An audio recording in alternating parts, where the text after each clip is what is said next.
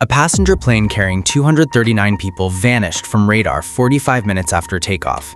It wasn't a crash. Someone deliberately made it disappear. The military tracked the plane's movements throughout, yet remained silent for 5 full days. Even more chilling was the discovery that the captain's flight simulator contained a trajectory almost identical to the disappearance route, and he had practiced this route for a full month before the disappearance. On March 8, 2014, Malaysia Airlines MH370 took off from Kuala Lumpur, bound for Beijing, with 239 people on board. The planned flight was 5.5 hours. Takeoff was normal at 12:40 a.m. 45 minutes later, the plane approached a waypoint called Igari over the South China Sea. Air traffic controllers only contacted Vietnam, and this was the last communication between the ground and the aircraft. After passing Igari, the plane did not contact Vietnam. 2 minutes later, the dot representing MH370 disappeared from the radar screen. This disappearance wasn't a signal malfunction. The transponder had been manually turned off. Even more absurdly, for a full 18 minutes, no one realized something was wrong. Malaysia had already handed over the aircraft while Vietnam was still waiting, and the plane had quietly slipped into the gap between the two management systems. Only when Vietnam inquired did Malaysia wake up from its daze and then concentrate all its search and rescue efforts on the last remaining location in the South China Sea. They searched for several days but found no wreckage, no oil slicks, nothing.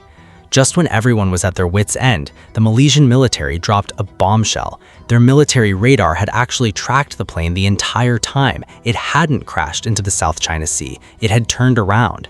On that night, when no one noticed, MH370 quietly changed course, crossed the Malay Peninsula, circled the Strait of Malacca, and flew northwest until it disappeared from radar range north of Sumatra. The military witnessed the entire process, remaining silent for 5 days before informing the world. During those 5 days, 239 family members desperately searched the wrong area for a plane that wasn't even there. Turning around isn't unusual. In-flight emergencies often involve returning to base, but the investigators became increasingly suspicious. The plane never landed for an extended period, and subtle traces of manual corrections were visible on its flight path as it flew over the peninsula. The autopilot only flew straight. Such deviations only occur when a human is controlling the aircraft. 2 other flights were nearby at the time, and MH370 deliberately shifted 15 nautical miles to the side with chilling precision. Even more remarkably, when crossing the boundary of an air defense identification zone, the plane made an unusually steep turn, precisely positioning itself outside the trigger line, almost alerting the air defense system. This wasn't an out-of-control aircraft, it was clearly being precisely controlled to escape. Just as the ground search reached a stalemate, an engineer from a satellite company unearthed a hidden clue in the data. When the aircraft is powered on, its onboard satellite communication equipment automatically sends a login message to the satellite, much like a mobile phone automatically connects to the internet upon startup. About an hour after MH370 went missing, the satellite suddenly received its re-login request. It was as if a device had experienced a power outage and then quietly reconnected. Afterward, the aircraft sent a heartbeat signal to the satellite every hour for a full 6 hours. Engineers calculated the approximate distance of the aircraft by measuring the time difference between the signal arrival at the satellite, drawing 7 arcs. The last arc pointed to the depths of the southern Indian Ocean. After that, there was no further signal, and the search and rescue center moved again, this time to one of the most remote oceans on Earth. To illustrate how difficult this was, consider the 2009 Air France 447 crash. The search team had a clear crash area and found floating debris within 5 days, but it still took 2 years and 4 expeditions to find the wreckage. The final location of MH370, however, is unknown. Its flight path is unknown, and there isn't a single piece of floating debris. The difficulty level of these 2 cases is completely different. Years passed and nothing was found until 2016 when a piece of aircraft debris drifted to Reunion Island in the Indian Ocean. Subsequently, debris was found in several locations off the east coast of Africa, all with serial numbers pointing to the same conclusion. MH370 did indeed sink in the southern Indian Ocean, but how it got there and why it went there remain unknown. Investigators eventually focused their attention on the captain, Sari, 52 years old, with over 2 years of flying experience and a type-level instructor, the one with absolute authority in the cockpit.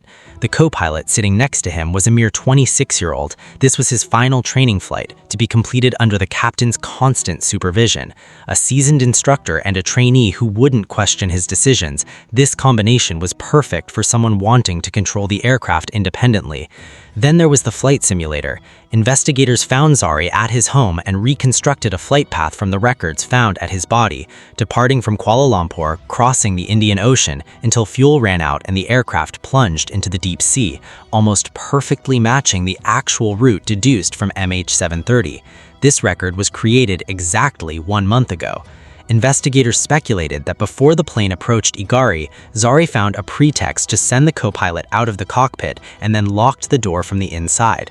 Once the cockpit door was closed, no one could enter from the outside. Then, following the rehearsed route, he began executing a near-perfect disappearance plan.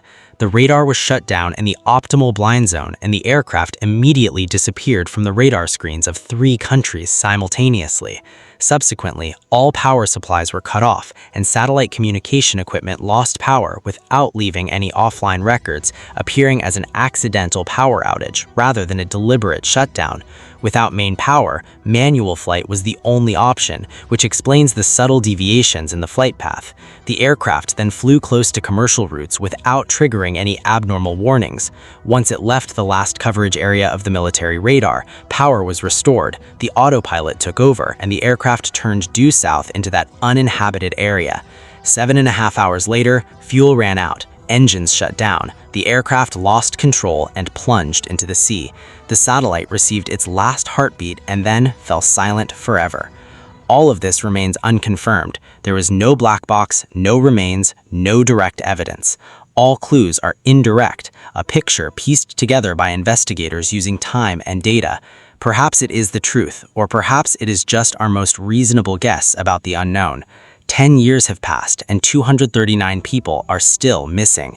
This is the longest unsolved mystery in aviation history and possibly the most complete disappearance in history. To this day, no one knows what lies hidden in the depths of that southern Indian Ocean.